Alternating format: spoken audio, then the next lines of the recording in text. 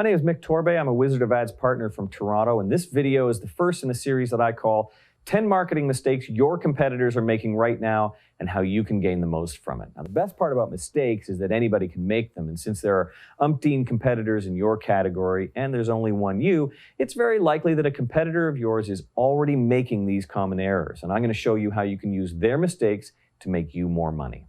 So let's talk about marketing blunders and how they leave your competitor vulnerable and how you're going to use it to your advantage. Now, here are the first 5 we're going to talk about. Number 1, they're telling people how to get in touch with them rather than why to get in touch with them. Number 2, they're saying the same things as everyone else. Number 3, they're answering questions that no one is asking. Number 4, they're trying to beat the competition at their own game. And number 5, they're focusing on the medium and not the message. So let's start with the first one, telling people how to get in touch with you instead of why to get in touch with you. I love it when my client has a competitor that does this. It happens all the time, and I'll even tell you why it happens. It goes like this.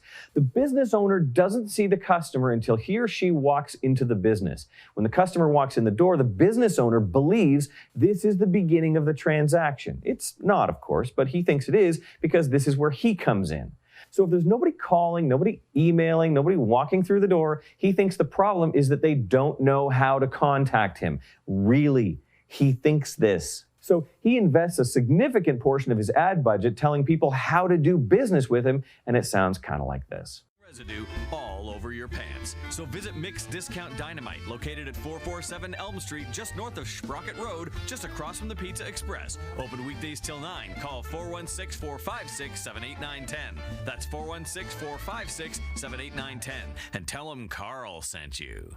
If this is a 30-second commercial, he's just spent 14 seconds telling me how to do business with him, which leaves only 16 seconds to tell me why to do business with him. Isn't that crazy? Now, here's the truth. If someone really wants to buy something from Mick's Discount Dynamite, I mean, he really wants to buy something, he's going to find a way to do that. Here's what this customer is not saying. Well, I'd love to buy a whole pile of explosives from this company, but I just don't know where they are, so I guess I'll just sit here and not do anything. I love now. Now is the greatest because now I can say, visit mixdiscountdynamite.com.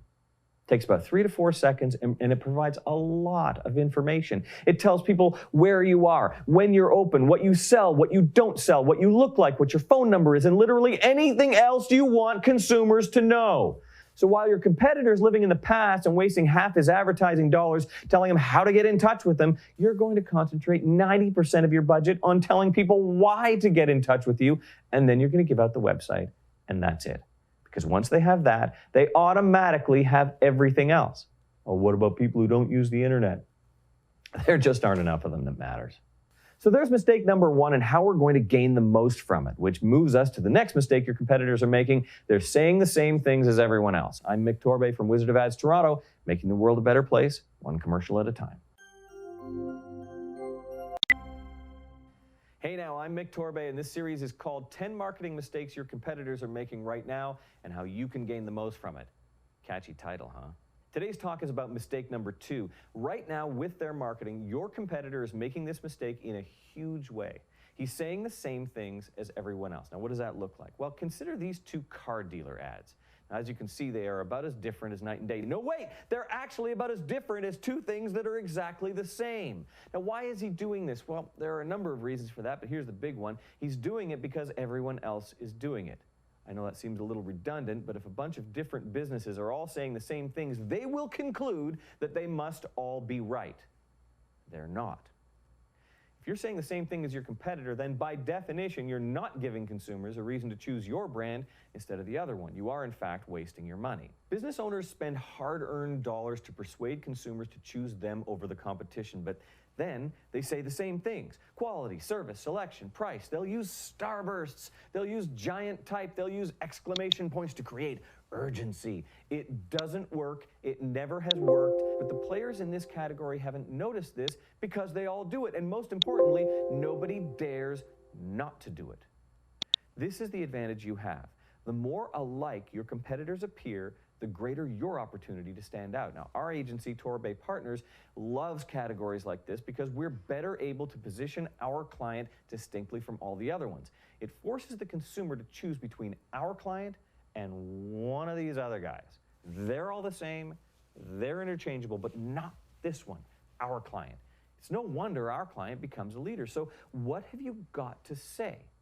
Well, if you were one of these car dealers over there, then you'd say, if you buy from me, you'll get a better deal than you will from the other car dealer. Consumers are not that dumb. They know that this car dealer and that car dealer buy their cars from the same guy. So why should I buy from you? Because it's not the price. Is it the car? No, the cars are the same too, same factory, ditto for the financing deals. There must be a good reason to choose your store, but you're just not telling anyone why. Is it because you haven't thought of it? Is it because you've been too busy saying what everyone else is saying? Price, service, urgency. Congratulations, you're one of this group over here. You need to abandon that strategy because it isn't a strategy at all. You're just convincing people you're the same as everyone else. Now, why would you spend money doing that? How do you take advantage of this very common mistake? Don't do what they're doing. Don't say what they're saying. Are they talking about price? Don't talk about price. Are they boasting about their huge selection? Selection's for suckers. Don't bring it up. And if you want consumers to see your brand as different, then be different. And I don't mean discover the difference. No, I mean actually be different.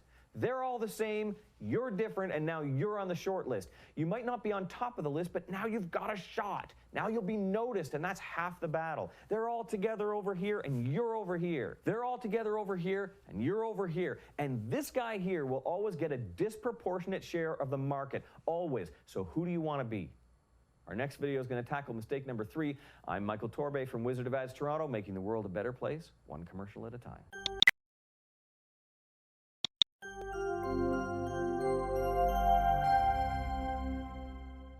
Hey there, I'm Michael Torbay from Wizard of Ads Toronto. The Wizard of Ads partners are a worldwide group of marketing consultants bringing large agency thinking to small and medium-sized businesses. Having great ideas is only half the battle. You have to be able to take advantage when your competitor messes up, and that's what this video series is all about. Now, here's a common mistake that your competitors are making right now. It's time for mistake number 3. You're answering questions that no one is asking. I'll start with the big one. If you think of most advertising, it doesn't matter whether you're talking about radio or TV or digital ads or direct mailers, here's what the message of the ad is saying. You'll know that I don't care what the category is, and that's because everybody makes this mistake. The message of the ad is, this is who we are, and this is what we sell. Whether the ad is from a car dealer, a furnace installer, or a wholesale distributor of prefabricated aluminum windows, the message is basically, this is who we are, and this is what we sell. You hear 100 different versions of this, and each business tries to say it a different way, but it's always the same. This is who we are, and this is what we sell, which is, of course, answering 2 questions that no one is asking. Who are you, and what do you sell? I assure you on the life of my 90-year-old Hungarian grandmother, no one is asking those 2 questions. Who are you, and what do you sell? So if no one is asking those questions, why do we constantly answer them? Well, it comes down to what the business owner cares about. He cares about himself, and he cares about the things he sells. So he uses his advertising to try and make you care about those things too. Only that's not how advertising works. I can't make a consumer care about stuff that a consumer wouldn't naturally care about anyway. Yes, you heard me correctly. A good ad doesn't make me care about stuff I don't care about. A good ad connects the client's brand to something I already care about anyway. That's the whole difference. If you get that, then your ad will deliver huge results. If you still think an ad can force someone to give a rip about who you are and what you sell, then congratulations, you're just like everyone else. And that's fine up until someone, anyone, answers the question that consumers are actually asking, because they're asking a question, only no one is answering it. They're too busy telling people who they are and what they sell. Now, our clients don't focus their ad strategy on who they are or what they sell. They focus their ad strategy on the consumer's experience, the consumer's challenges. As long as you're talking about you, you're a boring person. If you want my attention, talk about me, answer my questions. If you don't know the questions your customer is asking, then you need to figure that out before you spend another penny on advertising. And by the way, my partners and I know the specific question consumers are asking, and I'm happy to tell you what that is in video number 7. I'm Mick Torbay from Wizard of Ads Toronto, making the world a better place, one commercial at a time. Greetings, I'm Mick Torbay from Wizard of Ads Toronto, and today I'm going to talk about a marketing mistake that your competitors are most certainly making and how you can profit from it. Why do I know they're making it? Because almost everyone does, and of course I'm talking about trying to beat the leader at their own game. Why do businesses make this mistake so consistently? Well, it's because they watch the leader and they see what they do and then conclude that's the only way to win. That is to say, you see how the leader's playing the game and then you conclude that's the only game in town. It isn't, but it's a lot easier to see why the leader's doing well at that particular game than it is to see why you'll succeed at yours. Does that make sense to you? Let me put it another way. I have a client in the furniture business, medium-sized market. Now in furniture, the leaders are all pretty much saying the same thing. Remember this from the last video? Okay, so it's happening again. The big furniture retailers are basing their message on the following ideas: high quality, low price. Now here's a guess. In whatever market you're in, the furniture retailers are all kind of saying the same version of high quality, low price. Am I right? So yes, they're all making mistake number 3 by saying the same thing. But my client had been making mistake number 4, which is trying to beat them at their own game. And here's what's interesting. My client sold Mennonite furniture. Now, if you're unfamiliar with the Mennonites of Southern Ontario, they have much in common with the Amish of Pennsylvania. They don't use electricity, they don't drive cars, they wear plain clothing, they're fiercely religious, and they generally keep to themselves. The furniture the Mennonites produce is old school, solid wood, dovetails, no rivets, no plywood, no being open on Sunday. That's a rule from my client's Mennonite suppliers. You don't sell on Sunday. The quality, outstanding. This is like brand new antique furniture, amazing quality. The price, now here's the interesting part, the price is also amazingly good. My client buys directly from the craftsmen who make the furniture, and they price the furniture based on how much time it takes to make it and the cost of the materials. They do not care a bit for market prices. Would people pay more for this stuff? You want to believe it, but the Mennonite craftsman would see that as taking advantage, and that would be sinful. He asks a fair price, my client adds a standard retail markup, and the result is a surprisingly low price. But we were talking about marketing, weren't we? My client's messages before I got involved was high quality and low price. And I'm going to swear that for once, this was the truth. You hear it all the time, and it's normally a crock. But this one case, at this one store, they had high quality and low price, and that's what their ad said. Trouble is, that's what the big chains were saying too, only the big chains were saying it louder and more often. And that's what a big budget gets you. It buys you loud and often, so my client was losing that battle. So how do we change the message? Well, first step, we didn't mention quality or price. That's right out. One of the things we learned is what makes our clients' offering truly unique, and created a persuasive campaign based on truth and not marketing hype. That message was built without compromise. Now, how do you prove that? Because anytime you make a claim but you can't prove it, you're wasting your time. How do you prove built without compromise? Well, it starts with explaining where the furniture comes from. Remember, this table was built by a Mennonite. Try and talk him into using cheaper materials. Or use plywood on the inside because the consumer won't know the difference. Let me remind you, this is a guy who drives a horse and buggy to work. Go ahead, try and get him to cut a few corners to make things easier or cheaper. You have to understand that for the Amish or the Mennonites, doing things the right way, the old-fashioned way, isn't just a matter of style, it's actually part of his religion. He believes that doing the job properly, the hard way, brings him closer to God. Now do you believe me when I say the furniture at his store is built without compromise? Does that message resonate as true? You can't beat the big guys at their game. They're too good at it, and they can outspend you anytime they want. But no retail chain can touch my client's message because they changed the game. And big chain furniture is mass-produced in factories overseas by the cheapest labor they can find. It's made light to be easier to ship and to deliver. Compromise at every step. The funny thing is, it took an ad guy who has no real experience in furniture to see this blind spot. Left to their own devices, business owners will consistently make this mistake over and over again. Watch what the leader does and then just do some of that. But not my clients and not you. Not anymore. I'm Mick Torbay from Wizard of Ads Toronto. Thank you. I'm Mick Torbay from Wizard of Ads Toronto, and today I'm talking about a giant mistake that your competitors are making and how you can use their mistake to make yourself filthy, stinking rich. You can see this mistake in action by asking a business owner a very simple question. Tell me about your advertising program, and he will say something like this. Well, I'm doing some radio and I have a pay-per-click campaign going on, plus I have 3 billboards and I've been looking into YouTube videos. Having such a comprehensive plan has got him blinded to the fact that he has not answered your question. He's talking about media and not message. Sometimes he'll say, I'm spending $50,000 on billboards and another $80,000 on television. Thanks for the numbers, dude, but you're still not actually telling me anything. To put it another way, when you're talking about media, TV, radio, Facebook ads, Google ads, emailers, direct mail, billboard, any advertising medium, when you're talking about those things, you're talking about how you're going to say it. How are you going to say it? With radio, with billboards, with online ads. I'll say it on my website, on the back of a taxi. When you tell me how much you're spending, you're answering the question, how loudly or how often are you saying it? Medium, how are you saying it? Budget, how loudly or how often are you saying it? Those are the questions they're answering, but note the glaring blind spot. What are you saying? The average business owner spends a vast majority of his time and energy focusing on how to say it or how loudly or how often to say it, but puts almost zero attention into what will you say. When it comes time to actually say something, once he's figured out the medium that suits him best, he will usually fall back on mistake number 2. He's simply going to say what everybody else is saying. We talked about that before. For those keeping track at home, that's 2 back-to-back mistakes business owners are making. Almost all of them, almost all the time. Once you see it, the opportunity to beat this guy becomes clear.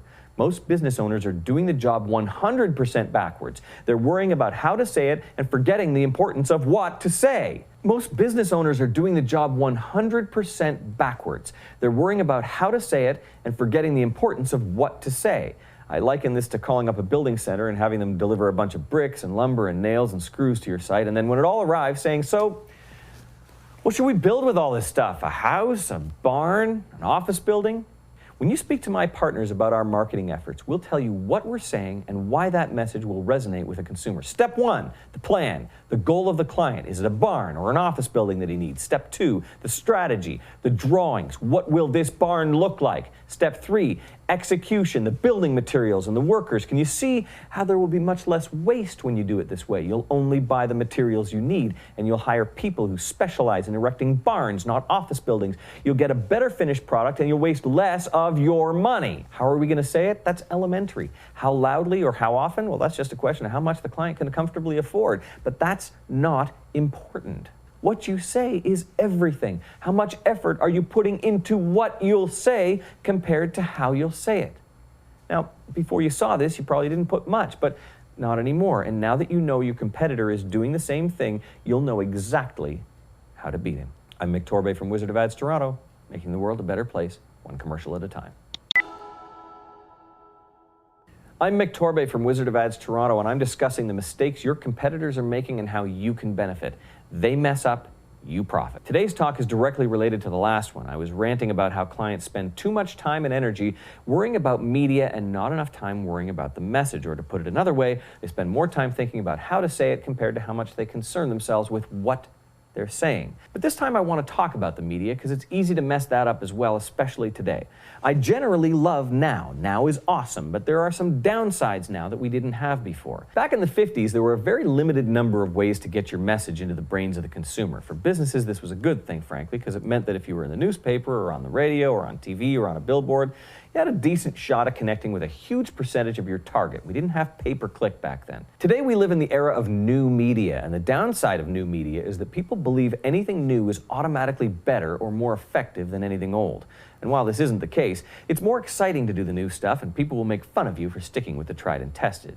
But it's easy to assume that everything new will replace everything old. Consider this quote. "The time may be near at hand when we shall not need to fuss with roads, nor railway tracks, bridges, etc. We can bid adieu to all these things. The automobile can now be dispensed with."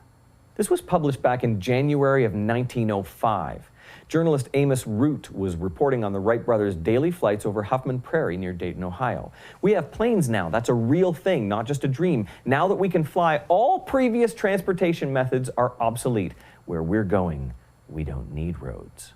Here's what he screwed up. Just because we have planes doesn't mean we don't drive anymore. Humans are simply not that way. Just because we have the internet doesn't mean we don't read or listen to the radio anymore. It might look different, but the way we act doesn't actually change much. Statistically, we listen to the radio roughly the same amount we did 20 years ago. It's actually slightly higher now, but that's only because people listen to their favorite station on their computers at work. But that's not really enough to change the data. That just replaced one radio that everybody used to listen to in the office. Now you get your own. New method, same medium.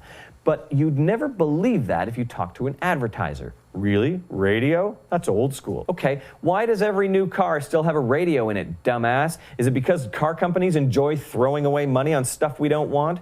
Your competitor is like everyone. The new and shiny thing is exciting. Let's do that. Let's be on the cutting edge. Good. Let him try out the latest thing. Might work, might not. Let him be the guinea pig. You would be wiser to stick with what's working now, right now. How do you reach the most people, the most often, for the least amount of money? It might be the latest thing, but it might not. How can we tell you what is working? Nobody knows what might work in the future. Want to gamble your money on something untested? I don't. Our clients pay us on growth, not by the amount of work we do. That means every decision we make is designed to improve our clients' top-line revenue. Keeps everyone honest.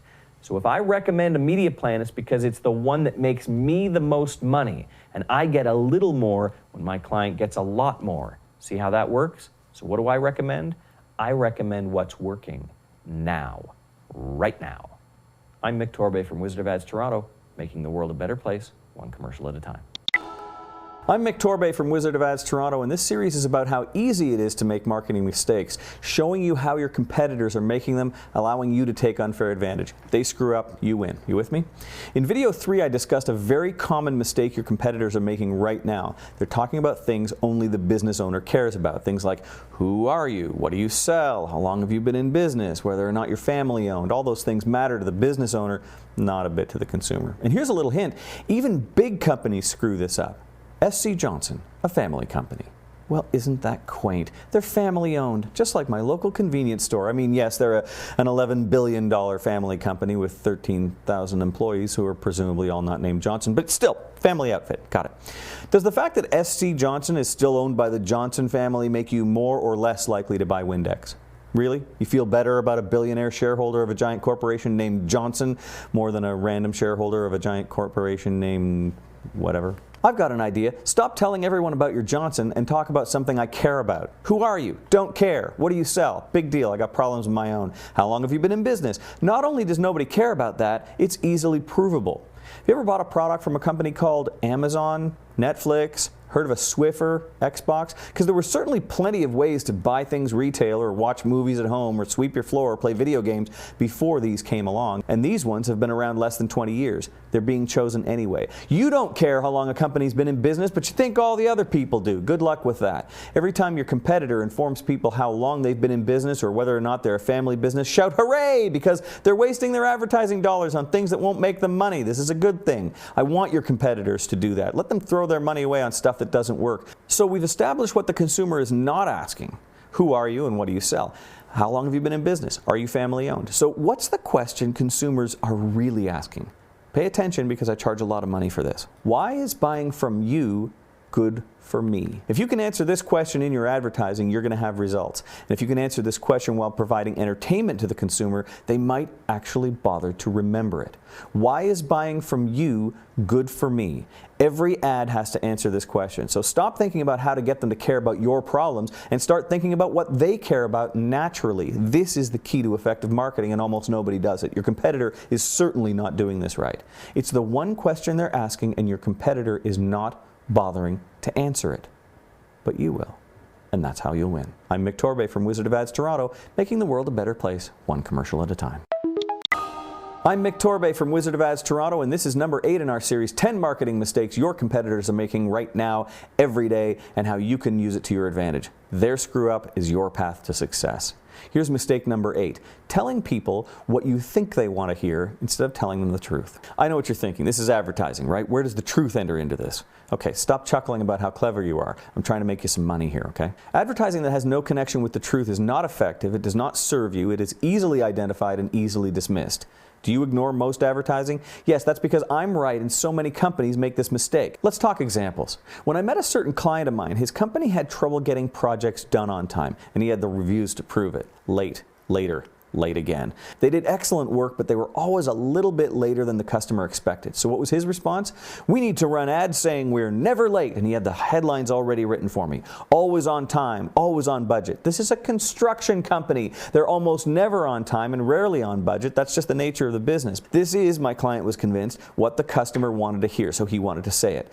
But here's where most ad companies and mine diverge. When a client tells an ad guy what he wants to say, the easiest thing in the world is to go, okay, let's do that. Makes for a great meeting, everybody agrees, they pay you in advance, all is right with the world. Clients don't like being told no. Makes for a bad meeting. Want to make the client happy? Give them what they want. Want to make the client money? Give them what they need. And often, that's a swift kick in the reality bone. You see, my partners and I are not paid by the amount of work we do. We're paid by how much we grow our client's business. So it's not in my best interest to do as I'm told. It's in my best interest to do what will make the client succeed financially, with money coming into his bank account. Does that make sense to you? So guess what we didn't do? We didn't tell people we're always on time and always on budget, because we're not. Not then, anyway. He's done a lot of work fixing that problem, and now they're almost always on time. But not always. Almost. So we don't talk about that. We're not hanging our reputation on something we're not good at. You'd be amazed at how often businesses want to talk about what they're not good at and pretend that they are. It's not a winning strategy. And if your competitors are doing it, and they probably are, they are slowly, quietly hanging themselves. So what you're going to do is you're going to find someone else, not you, not your staff, someone from outside your organization. If you want, I'll do it, or one of my partners. Uncover what you're actually good at and talk about nothing but that. And you'll crush your competitor like a cheap soda can. I'm Mick Torbay from Wizard of Ads Toronto, making the world a better place, one commercial at a time. I'm Mick Torbay from Wizard of Ads Toronto, and I help medium-sized businesses become larger, extra medium. And one way to do that is to see what your competitor's doing wrong, painfully wrong, and then take unfair advantage of that. So that's what this series is. 10 things your competitor's doing right now to mess up their business and how you can use that to beat them. Mistake number 9 is related to mistake number 7, which is talking about things that only matter to the business owner. Things like how long you've been in business or whether you're family owned. But this one is even worse because it involves not just saying what's in the interest of the business owner, but doing what's in the interest of the business owner instead of, oh, I don't know, doing what's in the interest of the customer, the person who pays you money for stuff. Have you ever called a business, one you've called before, and found that they've replaced the person who answers the phone with an infuriating robot phone tree system? It's probably one that makes you listen to the entire outgoing message because they changed it again, so it's press 1 for service and 2 for sales. Have you ever been confronted with one of those systems and said, oh, thank God they got rid of that smart, helpful person who used to connect me right away. I much prefer to listen to this infuriating robot lady and go 7 steps deep into their stupid phone tree, only to find out there's no option for technical support on this menu. What number is it for me to go back to the previous menu? It's not good for the customer, it's good for you. Stop that. Stop it. Stop doing things that make it a little harder for them but a lot easier for you. Somebody is going to clobber you for that. My genius partner Tom Waynick has a 3-part plan for making his clients truckloads of money. It's surprisingly simple and yet almost never achieved. He charges thousands of dollars for what I'm about to tell you. Sorry, Tom. Step 1. Do what the customer expects. Give them the thing they want for the value they deserve. Table stakes. Just be good at what you do. Just don't suck. That's step 1. Step 2. Make it easy for them, not for you. Make it easy for the customer to do business with you. Step 3. Surprise and delight. Do something they didn't expect. Go the extra mile. Exceed their expectations. Now, most businesses can't make it past freaking step 1 because they can't be bothered making it easy. I don't want to take phone calls. I want a machine to sort the callers into groups. That makes it easier for me. You think they're all going to line up and just do your bidding like the soup guy from Seinfeld, just because your annoying robot voice tells them to? Are you nuts? There are too many options, too many people who are willing to make it easy for them. Small companies who can't afford the phone tree robots. They answer their phones and help the customers and give them the confidence that they actually care about them and want to solve their problems. And then they grow and they buy annoying phone tree robots. But not you. Fire the robot. Customers don't like them. Be the one, the only one who does what the customer wants. You call me, I answer the phone. Here's my number. Call it. I'll answer. Unless I'm in the restroom. That's gross. I'm Mick Torbay from Wizard of Ads Toronto, making the world a better place. Identifying mistakes your competitors are making, and I assure you they are, and then using that to take unfair advantage of them and steal their customers away. Yes, I said steal. This is business. It's not pretty. Wear a cup. Here's something your competitor is doing and you can spot it right now. Go to their website. What pops up on the screen? Want a live chat with an annoying salesperson? Another pop-up. Want to sign up for our newsletter? Oops, another pop-up. Fill out our online ballot for a chance to win a trip to Armenia. Whoops, there's another pop-up. Stop that! Stop it! Have you ever seen a pop-up and thought, wow, that's exactly what I was looking for. I wanted to join their stupid email database. I can't wait to give these guys my contact information so that they can bombard me with sales pitches every 3 days. No, you just want all that crap the hell off your screen. You are so good at closing pop-up windows, aren't you? Like a ninja. Kapow.